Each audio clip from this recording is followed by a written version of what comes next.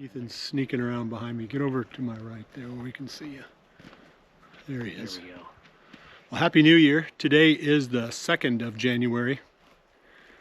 And we took a little break.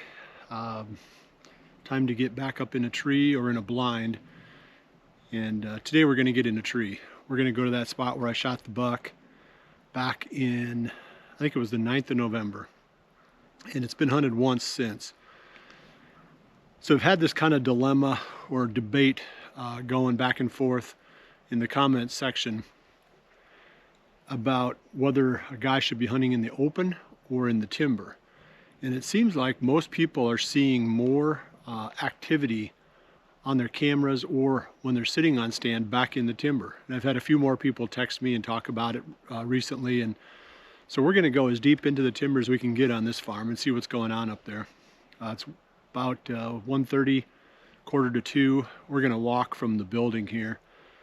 And it's a pretty good little walk. But if we drive around on either the four-wheeler or the electric, we're going to have to drive past an awful lot of deer. And I do think we're probably going to bump a few going in. I mean, it's just so hard. That's why I don't like hunting deep in the timber. And we'll talk about it once I get up to the stand, you know, what some of these trade-offs are. And, you know, why I'm reluctant to do it and you know, why I'm doing it this time. But there's a time and a place for it. Today seems like a smart time. And hopefully that's the place. So we'll find out within we'll be in there in about a half an hour, I'm guessing.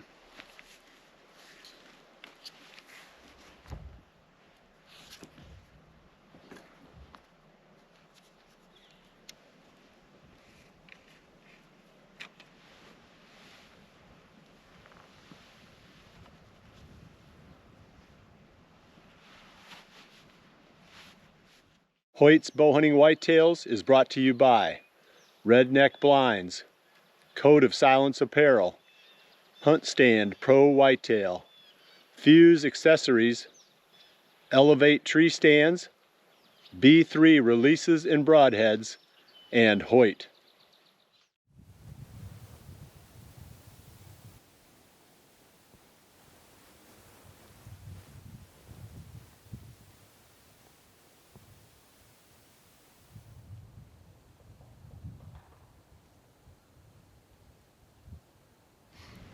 I think I forgot to say welcome to Hoyt's Bowhunting Whitetails. So welcome. We're in the tree, and I want to talk about this spot a little bit. Normally during the late season, I don't hunt in the timber because the deer are coming out to the fields. But this year has proven to be the exception to the rule. I haven't pulled my cards in probably a week, but even like Ethan was saying that the stuff he's been looking at has been coming way late. And when I pulled the cards last, there was almost no daylight activity. In fact, I had one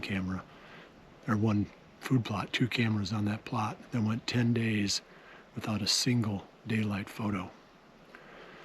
And I've had a few people I've talked to say the deer are back in the timber moving around, so we're going to find out.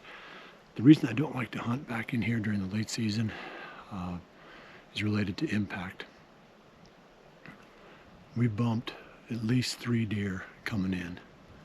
It's really, really hard to come through this much timber and get this deep without bumping something, without, you know, some deer knowing that you're there. And you can get away with that once in a while, but not on a regular basis. They start to abandon those spots.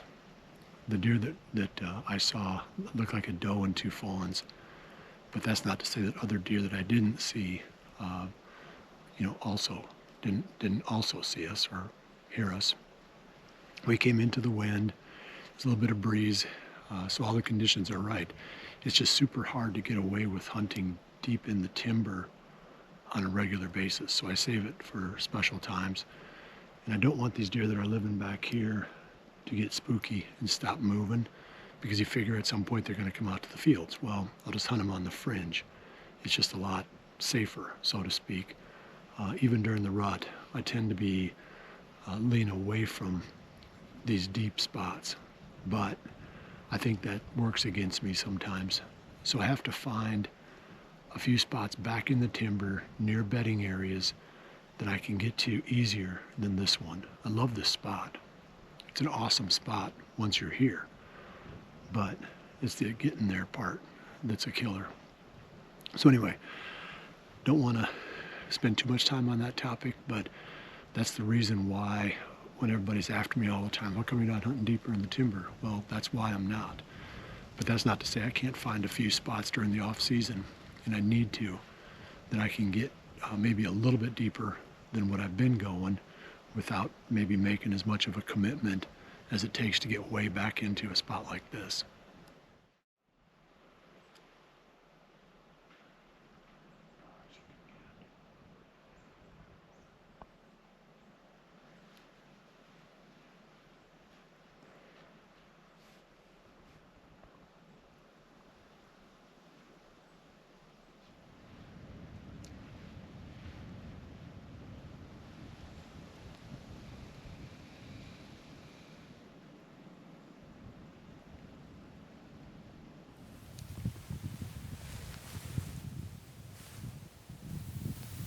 Is it coming this way? Yeah. Yes? Yes.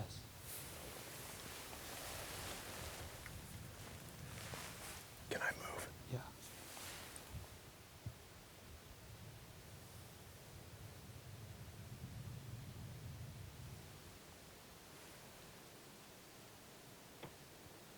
I better not get distracted. Something will sneak up on us. There was two of them. Yeah.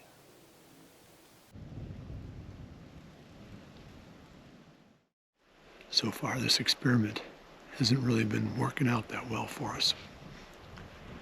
We've seen a doe and a fawn and Two possums. two possums. That last one was kind of an attractive blonde one. I don't know if he was attractive. No, it's hard to call a possum attractive. If broadheads and arrows weren't so expensive, I definitely would have done some work on that one. We are down to the last half hour, and boy, the air is kind of heavy, cold. I would have thought that, maybe a little bit earlier we would see some deer milling through here, maybe feeding on acorns. There's still a few left, but we really haven't seen much. And now as we get closer to dark, I don't know, it just has a kind of a dead feel to it. We will show you anything else that comes out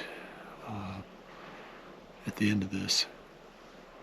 Tomorrow, Jordan's supposed to be here this evening, so tomorrow hopefully she'll be hunting. We'll see how her shoulder's doing, but that's the plan. We'll be in a blind someplace.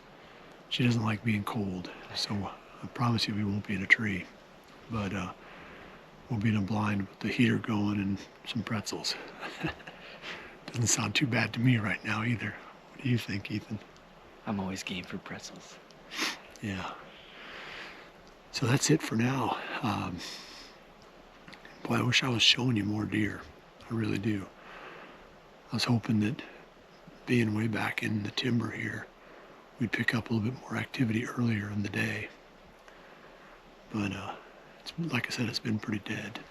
There are deer on this farm, lest you think this farm is some kind of a wildlife desert. The trail cameras show the deer. They're just moving at night, well after dark in most cases. We can get lucky. The weather's got to turn cold, and there is some hope before the season is over of that happening. I appreciate you joining me. We'll see it right back here in another day for the next episode of Hoyt's Bowhunting Whitetails. And remember to always dream big.